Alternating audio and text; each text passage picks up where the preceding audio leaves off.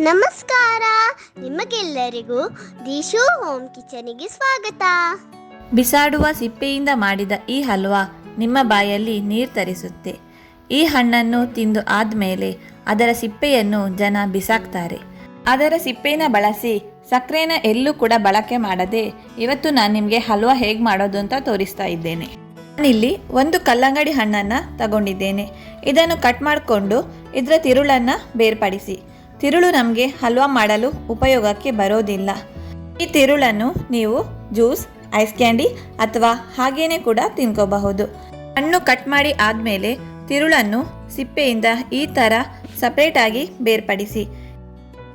ಸಿಪ್ಪೆಯ ಮೇಲ್ಭಾಗದಲ್ಲಿರುವ ಗಟ್ಟಿ ಸಿಪ್ಪೆ ಅಂದರೆ ಗ್ರೀನ್ ಕಲರ್ ಸಿಪ್ಪೆನ ಈ ರೀತಿ ಪೀಲರ್ನ ಸಹಾಯದಿಂದ ಬೇರ್ಪಡಿಸಿ.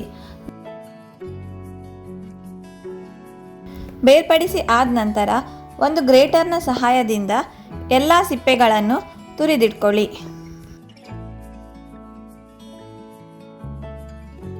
ಇದರಲ್ಲಿರುವ ನೀರಿನ ಅಂಶವನ್ನು ಕೂಡ ನಾವು ಹಲ್ವಾ ಮಾಡುವಾಗ ಬಳಸಿಕೊಳ್ಳುವ. ಒಂದು ಬಾಣಲೆಗೆ 1 ಟೇಬಲ್ ಸ್ಪೂನ್ ತುಪ್ಪ ಹಾಕಿ ಸ್ವಲ್ಪ ಗೋಡಂಬಿ ಹಾಕಿ ಸಣ್ಣ ಉರಿಯಲ್ಲಿ ಗೋಲ್ಡನ್ ಕಲರ್ ಬರುವವರೆಗೂ ಇದನ್ನು ಫ್ರೈ ಮಾಡ್ಕೊಳ್ಳಿ. ಇದು ಫ್ರೈ ಆದ ಹಾಗೆ ಸ್ವಲ್ಪ ಒಣದ್ರಾಕ್ಷಿಯನ್ನು ಸೇರಿಸಿ ಅದನ್ನು ಕೂಡ ಒಟ್ಟಿಗೆ ಫ್ರೈ ಮಾಡ್ಕೊಳ್ಳಿ. ಇವೆರಡು ಫ್ರೈ ಆದ ನಂತರ ಇದನ್ನು ಒಂದು ಸಪ್ರೇಟಾದ ಪ್ಲೇಟಿಗೆ ಎತ್ತಿಟ್ಕೊಳ್ಳಿ. ಈಗ ಅದೇ ಬಾಣಲೆಗೆ ತುರಿದಿರುವ ಎಲ್ಲ ಸಿಪ್ಪೆಯನ್ನು ಹಾಕಿ ಹೈ ಫ್ಲೇಮಿನಲ್ಲಿ ಚೆನ್ನಾಗಿ ಮಿಕ್ಸ್ ಮಾಡ್ತಾ ಮುಚ್ಚಳ ಮುಚ್ಚಿ 5 ರಿಂದ 10 ನಿಮಿಷದವರೆಗೂ ಇದನ್ನು ಬೇಯಿಸ್ಕೊಳ್ಳಿ. ಈಗ ಒಂದು ಸಣ್ಣ ಬಾಣಲೆಯಲ್ಲಿ ಅರ್ಧ ಕಪ್ ಆಗುವಷ್ಟು ಬೆಲ್ಲನ ಪಾಕ ಮಾಡ್ಕೋಬೇಕು. ಇದಕ್ಕೆ ಸ್ವಲ್ಪವೇ ನೀರನ್ನು ಸೇರಿಸ್ಕೋಬೇಕು. ಕೆಲವೊಮ್ಮೆ ಬೆಲ್ಲದಲ್ಲಿ ಕಸ ಇರೋದ್ರಿಂದ ನಾವು ಇದನ್ನು ಸಪ್ರೇಟಾಗಿ ಪಾಕ ಮಾಡಿಕೊಂಡ್ರೆ ಒಳ್ಳೆಯದು.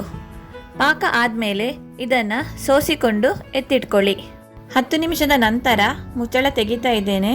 ಇದನ್ನು ಒಂದು ಸಲ ಚೆನ್ನಾಗಿ ಮಿಕ್ಸ್ ಮಾಡ್ಕೊಳ್ಳಿ. ಇದರಲ್ಲಿ ಸ್ವಲ್ಪವೇ ನೀರಿದೆ.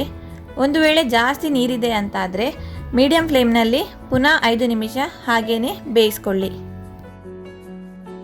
ಈಗ ರೆಡಿ ಮಾಡಿಕೊಂಡ ಬೆಲ್ಲದ ಪಾಕವನ್ನು ಇದಕ್ಕೆ ಸೇರಿಸಿಕೊಂಡು ಚೆನ್ನಾಗಿ ಮಿಕ್ಸ್ ಮಾಡ್ಕೊಳ್ಳಿ. ಕಂಪ್ಲೀಟಾಗಿ ನೀರು ಆವಿಯಾಗುವವರೆಗೂ 5 ರಿಂದ 10 ನಿಮಿಷ ಮೀಡಿಯಂ ಫ್ಲೇಮಿನಲ್ಲಿ ಬೇಯಿಸ್ಕೊಳ್ಳಿ. ಬೆಲ್ಲದ ನೀರನ್ನು ಕಂಪ್ಲೀಟಾಗಿ ತುರಿದಿರುವ ಸಿಪ್ಪೆ ಎಳೆದುಕೊಳ್ಬೇಕು. ಈಗ ಇದಕ್ಕೆ 1 ಚಮಚ ಏಲಕ್ಕಿ ಪೌಡರನ್ನು ಹಾಕಿ ಚೆನ್ನಾಗಿ ಮಿಕ್ಸ್ ಮಾಡ್ಕೊಳ್ಳಿ. ಮೊದಲೇ ಫ್ರೈ ಮಾಡಿಟ್ಟಿರುವ ದ್ರಾಕ್ಷಿ ಗೋಡಂಬಿಯನ್ನು ಇದಕ್ಕೆ ಸೇರಿಸಿಕೊಂಡು ಚೆನ್ನಾಗಿ ಮಿಕ್ಸ್ ಮಾಡ್ಕೊಳ್ಳಿ. ಈಗ 1 ಸ್ಪೂನ್ ತುಪ್ಪನ ಇದಕ್ಕೆ ಹಾಕಿ ಚೆನ್ನಾಗಿ ಮಿಕ್ಸ್ ಮಾಡಿಕೊಂಡು ಸರ್ವ್ ಮಾಡ್ಕೊಳ್ಳಿ. ಹಲ್ವಾ ತುಂಬ ಚೆನ್ನಾಗಿ ಬಂದಿದೆ. ಕಲ್ಲಂಗಡಿ ಹಣ್ಣಿನ ಸಿಪ್ಪೆಯನ್ನು ಬಿಸಾಕೋ ಬದಲು ಈ ರೀತಿ ಹಲ್ವಾ ಮಾಡಿ ಯಾರಿಗಾದರೂ ಕೊಟ್ಟರೆ ಅವರಿಗೆ ಖಂಡಿತವಾಗಿಯೂ ಇದು ಕಲ್ಲಂಗಡಿ ಹಣ್ಣಿನ ಸಿಪ್ಪೆಯಿಂದ ಮಾಡಿದ್ದು ಅಂತ ಗೊತ್ತಾಗೋದೇ ಇಲ್ಲ. ನೋಡುವಾಗ ಕಾಶಿ ಹಲ್ವಾ ಥರನೇ ಇದು ಕಾಣುತ್ತೆ. ಈ ರೆಸಿಪಿ ನಿಮಗೆ ಇಷ್ಟ ಆದರೆ ಲೈಕ್ ಮಾಡಿ, ಕಮೆಂಟ್ ಮಾಡಿ, ಶೇರ್ ಮಾಡಿ. ಹಾಗೆ ನಮ್ಮ ಚಾನಲಿಗೆ ಸಬ್ಸ್ಕ್ರೈಬ್ ಮಾಡಿ. Thank you for watching.